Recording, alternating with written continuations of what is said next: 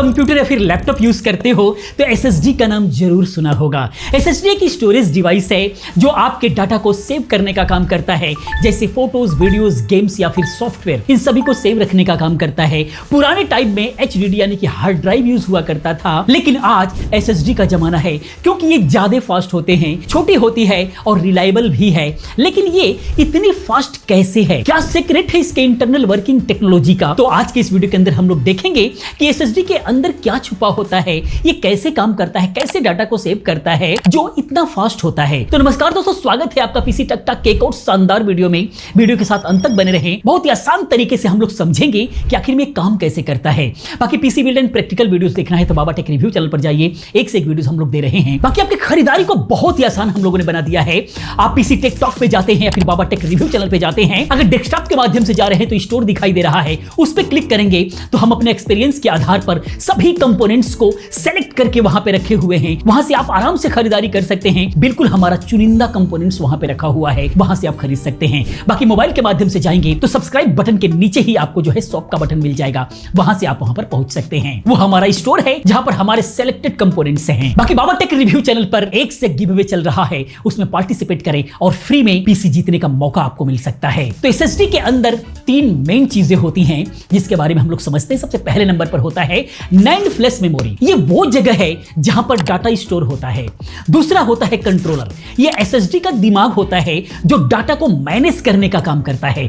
तीसरा होता है कैशे, जिसको कैच भी बोल सकते हैं, कैचे भी बोल सकते हैं, कैशे भी बोलते हैं। ये एक छोटी सी टेम्पोररी मेमोरी होती है जो स्पीड बढ़ाने में हेल्प करती है।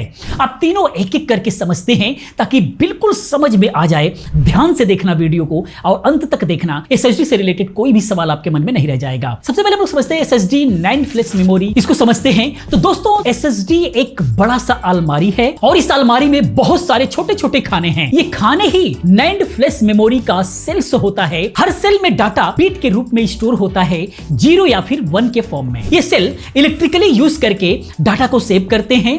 जब आप कोई फोटो या फिर वीडियोस को सेव करते हो तो वो नैंड फ्लैश के इन सेल्स में ही चला जाता है। और मजेदार बात यह है कि ये डाटा तब भी वही रहता है जब पावर ऑफ हो जाता है। इसे कहते हैं नॉन वोलेटाइल मेमोरी, मतलब बिजली चली जाए तब भी आपको जो डाटा है वो सेफ रहेगा, वो वहीं का वहीं पड़ा रहेगा। नैंड फ्लैश के अलग अलग टाइप्स होते हैं जैसे एसएलसी, एमएलसी, टीएलसी और क्यूएलसी। इनमें फर्क यह है कि एक सेल में कितना डाटा स्टोर हो सकता है। एसएलसी सबसे फास्ट और कॉस्टली होता है, जबकि क्यूएलसी ज्यादा डाटा को स्टोर करता है पर थोड़ा सा स्लो होता है। नॉर्मल यूज के लिए टीएलसी या फिर क्यूएलसी वाली एसएसडी ही काफी होती है, इससे आगे जाने की जरूरत नहीं है। तो अब हम बात करते हैं एसएसडी के कंट्रोलर्स की। यह एक छोटी सी चिप होती है जो नैंड फ्लैश और आपके कंप्यूटर के बीच में बातचीत करने का काम करती है। सोचो कंप्यूटर एक लाइब्रेरियन है जो लाइब्रेरियन यानी कि नैंड फ्लैश से आपको सही बुक ढूंढने में मदद करती है, ढूंढ करके देने का काम करती है। कंट्रोलर्स के काम को अगर हम लोग समझे तो डाटा को नैंड फ्लैश के सेल्स में लिखने का काम करता है, यानी कि राइट करने का काम करता है। डाटा को पढ़ने का काम करता है, यानी कि रीड करने का काम करता है। डाटा को डिलीट या फिर डुप्लीकेट करने का काम करता है। एरर्स को चेक करना और फिक्स करने का काम करता है। इसके अलावा कंट्रोलर वीयर लेवलिंग भी करने का काम करता है।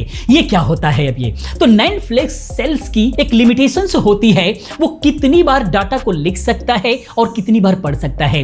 कंट्रोलर इसका भी ध्यान रखता है कि हर सेल बराबर यूज होता रहे ताकि एसएसडी की जो ड्यूरेबिलिटी है वो बनी रहे, ज्यादा समय तक चल सके। अन्यथा क्या होगा कि स्टार्टिंग के कुछ सेल्स बार बार यूज होंगे तो जल्दी एसएसडी खराब हो जाएगी। अब हम बात करते हैं कैश की, जो कि स्पीड का बूस्टर होता है। ये एसएसडी में एक छोटी सी रैम होती है जिसे डी रैम कैशे कहते हैं। ये टेम्पोररी स्टोरेज का काम करती है।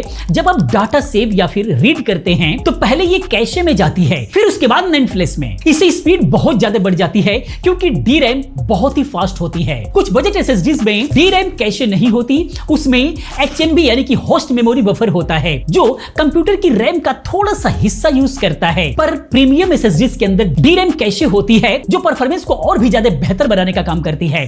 तो खास करके अगर हम यहां पर बात करें तो जो लोग विंडोज के लिए यूज करना चाहते हैं, प्राइमरी एसएसडी बनाना चाहते हैं, उस कंडीशन में डी रैम वाली एसएसडी अगर आप यूज करते हैं तो आपका काम बहुत ही फास्ट होगा। डी रैम वाली एसएसडी पर हम वीडियो लेकर के आएंगे जो कि प्राइमरी एसएसडी के लिए बहुत ही ज्यादा यूजफुल होता है। अब हम बात करते हैं कि एसएसडी काम कैसे करती है, इसको स्टेप बाय स्टेप समझते हैं। तो जब आप कंप्यूटर में कोई भी फाइल सेव करते हैं तो डाटा पहले कंट्रोलर के पास जाता है, फिर कंट्रोलर डिसाइड करता है कि डाटा को नैंड फ्लैश के कौन से सेल में स्टोर करना है, फिर डाटा कैशे में टेम्पोररी स्टोर होता है, फिर नैंड फ्लैश के सेल में लिखा जाता है।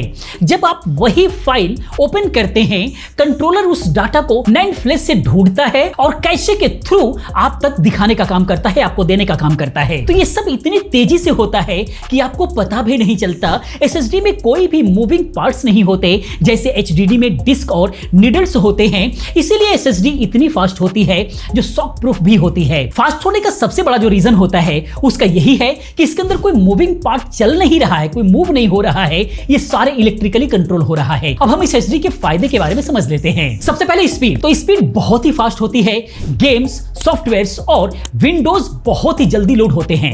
उसके बाद होता है ड्यूरेबिलिटी, कोई मूविंग पार्ट्स नहीं होता तो टूटने का डर नहीं होता, गिरने का कोई डर नहीं होता, खराब होने का उतना डर नहीं होता। बाकी छोटी और लाइट होता है, एसएसडी छोटी होती है इसीलिए लैपटॉप में बिल्कुल परफेक्ट होता है, मदरबोर्ड पे डायरेक्टली लग जाता है, मिनी पीसी में डायरेक्टली लग जाता है, इसीलिए बहुत ही ज्यादा पॉपुलर हुई है। बाकी पावर सेविंग, एसएसडी कम बिजली खर्च करता है तो लैपटॉप की बैटरी ज्यादा चलती है अगर लैपटॉप के अंदर है तो, लेकिन वहीं पर एसएसडी की कुछ लिमिटेशंस होती है जिसके बारे में हम लोग समझते हैं। सबसे पहला कॉस्ट, एसएसडी थोड़ी सी कॉस्टली होती है कंपेयर टू एचडीडी, वैसे अब धीरे धीरे एसएसडी भी बहुत ही सस्ती होती जा रही है। बाकी लिमिटेड राइट्स, यानी कि नैंड फ्लैश सेल की राइट लिमिट्स होती है, पर नॉर्मली यूज में ये बहुत साल तक चलती है, यानी कि रीड एंड राइट कितनी बार वो रीड हो सकती है, कितनी बार राइट हो सकती है, ये लिमिट्स होती है। बाकी स्टोरेज कैपेसिटी की बात करें तो हार्ड ड्राइव में ज्यादा स्टोरेज मिलता है कम दाम के अंदर, यानी कि कम दाम के अंदर अगर ज्यादा स्टोरेज चाहिए तो आपको हार्ड ड्राइव लेना होगा, एसएसडी वहीं पर लेते हैं तो इसका प्राइस बहुत ज्यादा हाई हो जाता है। तो अब हम थोड़ा सा बात कर लेते हैं कि एसएसडी और एचडीडी में मेन फर्क क्या होता है। तो एचडीडी में स्पिनिंग डिस्क होती है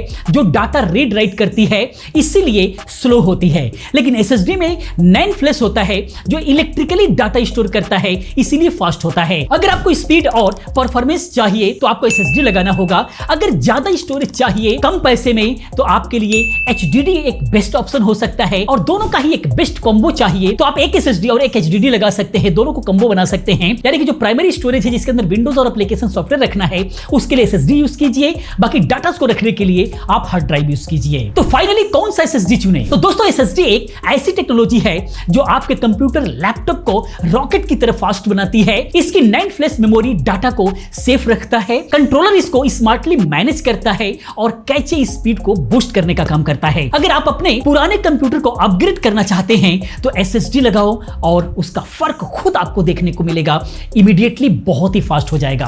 अगर ये वीडियो पसंद आई है तो लाइक करो, पहली बार चैनल पर आए हो तो सब्सक्राइब करो, और अगर कोई सवाल है तो कमेंट में जरूर पूछो, हम उसका जवाब देने की कोशिश करेंगे। मिलते हैं अगले वीडियो में किसी और अच्छी इंफॉर्मेटिव वीडियो के साथ में। पूरी वीडियो देखने के लिए, चैनल को सब्सक्राइब करने के लिए आप सभी का बहुत बहुत धन्यवाद।